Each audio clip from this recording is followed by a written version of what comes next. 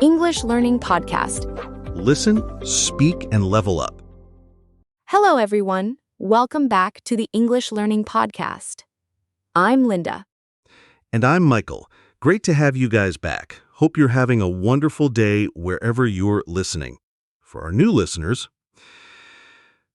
we talk about real-life topics, share practical English expressions, and chat about life stories every week. Today we've got a really meaningful topic. So, Linda, I heard you've been doing some serious, deep thinking lately about marriage? Not just me, Michael. I think for anyone in a serious relationship, before you finally say, I do, and walk down the aisle, there's a massive question you have to answer. How do you really know if your partner is marriage material? Quickly, let's learn two phrases here. Say, I do is a classic expression for getting married. It comes from wedding vows. And marriage material means someone who is suitable to be your spouse. You can say, he is good boyfriend material too. It's very common in daily English. That's useful. Ooh, that's a big one. It's a life-changing decision, no doubt about it. Many young people feel confused about this these days. Exactly. So today we are breaking down a premarital checklist, 4 crucial dimensions you need to observe. And trust me, guys, today's vocabulary and expressions are going to be incredibly practical for daily life. Whether you're dating, talking with friends, or writing diaries, you can use them right away. All right, I'm all ears. What's the first pillar on your list? First up, the family of origin. Your partner's growth environment is a major window into your future marriage. Before making that final commitment, you absolutely need to meet his parents. Pay close attention to how his mom and dad interact with each other. Family of origin refers to the family you grew up with, not the family you build after marriage. This is a formal but widely used phrase in social topics. Got it. Wait, Linda, what if his parents are divorced? Is that an immediate red flag? I know a lot of people hold this idea. Not at all. Whether they are divorced or not isn't the key point. The real question is, can they still treat each other with peace and kindness, like friends or relatives? Or is the family dynamic just filled with hatred and resentment? Red flag means a warning sign, something that makes you feel worried. Resentment is the angry feeling you have because of past hurt. I see. It's about the energy of the family, not the family structure itself. I totally agree. Some intact families are full of arguments every single day, which is even worse. Spot on. By spending time with his parents, you can basically preview your own future marriage dynamic. Children often learn how to love and get along from their parents. Oh, and here's a pro tip for all the ladies out there. Let your own parents spend some time with your boyfriend too. Chat with him. Sometimes a mother's intuition is freakishly accurate. Oh, absolutely. A mother's intuition. Never underestimate a mom's sixth sense. It's real. My mom could tell if my friend had a bad personality just by talking for 5 minutes. Haha, right. Parents have more life experience, so they can notice small details we young people easily ignore. Okay, we've talked a lot about family background. Okay, so family is one thing. What about his social life? Yeah, I'm curious about this part. A person's daily friends can also tell a lot about him. That brings us to pillar number 2, evaluating his core values through his social circle. You need to look beyond just the two of you. When you're alone, people may act differently, but with friends, they show their true selves. Try organizing some group hangouts, like going for KTV, hosting a barbecue, or taking a road trip together. Right. Because people tend to let their guard down when they're around their buddies, hanging out and relaxing. They won't pretend or hide their real thoughts. Let one's guard down means to stop being careful and hiding your true self. Very useful oral phrase. Exactly. Observe how he interacts with his friends. And more importantly, listen to how he evaluates them. This reveals his true philosophy of life. For example, does he have friends who abandoned their wives, completely ignored their partner's feelings, or even committed domestic violence or infidelity? And if he does, how does he talk about it, right? Is he being rational and objective? Or is he making excuses for bad behavior? That's the key judgment point. Bingo! If he laughs it off or thinks those bad things are no big deal, that's definitely a warning sign. Another massive test is how he treats people who might have a lower income or social status than him. How does he treat waiters, delivery guys, DD drivers, or cleaning ladies? Is he condescending, or does he show genuine empathy and respect? Condescending means looking down on others and acting superior. Empathy is the ability to understand other people's feelings. This is huge. A person's attitude toward service workers reveals their truest, most unfiltered character. You can't fake kindness for strangers. It really does.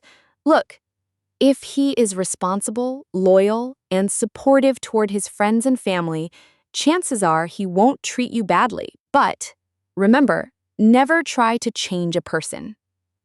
Don't expect a guy who is cold, selfish, and stingy to his own parents and friends to suddenly become generous, warm, and selfless just for you.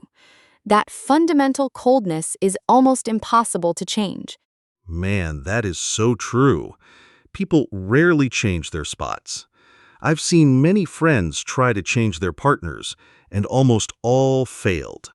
Habits and personalities are formed over many years. Now, let's talk about something a bit more practical. Money. How big of a role does the money talk play here? I believe money problems are one of the top reasons for fights in marriage. Huge, Michael. Marriage, at its core, relies on a financial protection mechanism. His attitude towards money will directly impact how you handle financial issues in the marriage. You need to ask yourself, is he overly obsessed with money? Does he care about money more than feelings? Exactly what I want to ask.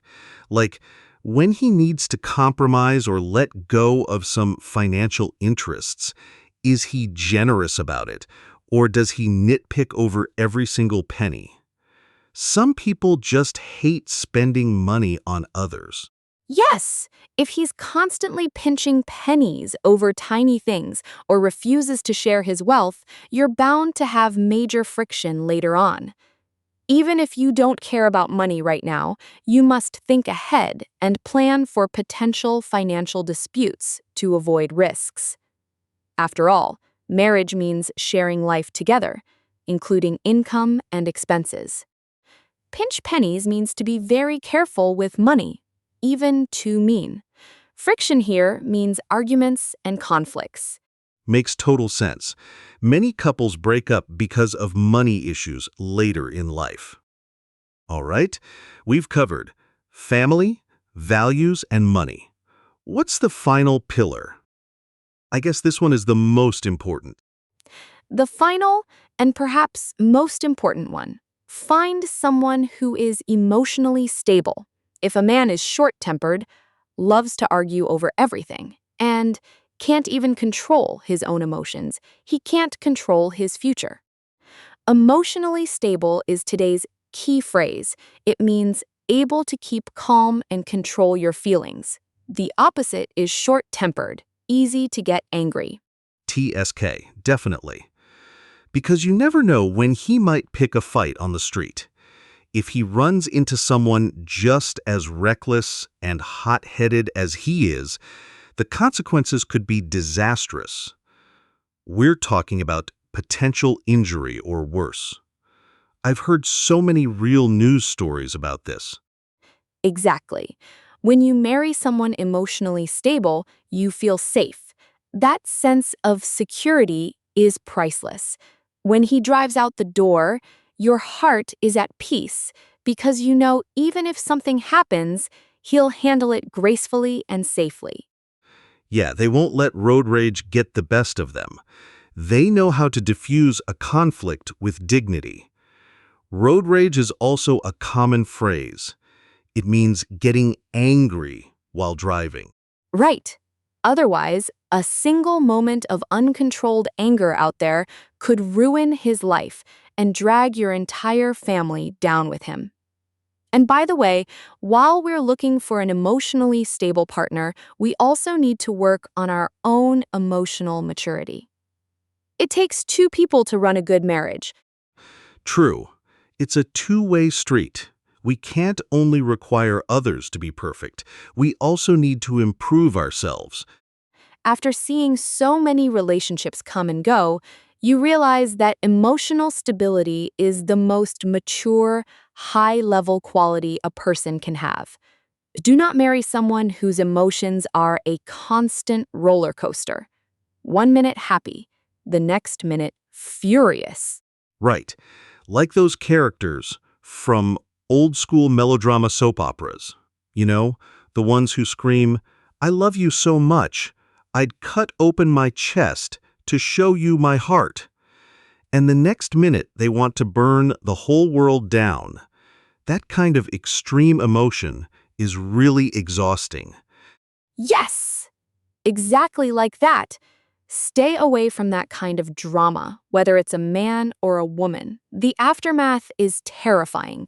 Life is already busy enough. No one wants to live in endless quarrels and mood swings. Totally agree. Wow. So to recap, check their family of origin, evaluate their social circle and values, observe their attitude towards money, and above all, look for emotional stability. 4 clear directions for everyone. Yes. And of course, don't forget the basics: their physical health, credit history, and any family medical history. These small details also matter a lot for long-term life. Put all these pieces together, and you'll get a very clear picture of what your future marriage will actually look like. Brilliant advice, Linda. These are all down-to-earth suggestions, not empty talks. Before we end today's show, let's quickly review all the key phrases we learned today so everyone can remember them well. Okay, let's go through them one by one. Say, I do, marriage material, family of origin, red flag, mother's intuition, sixth sense, let one's guard down, condescending, empathy, pinch pennies, friction, emotionally stable, short-tempered, road rage. All of these are daily English you can use anytime. Great. Well, that's all the time we have for today's episode. Don't forget to check the show notes for today's key English phrases and example sentences. We also put some related listening exercises there for you. Subscribe to our channel. Turn on the bell notifications so you won't miss our new episodes.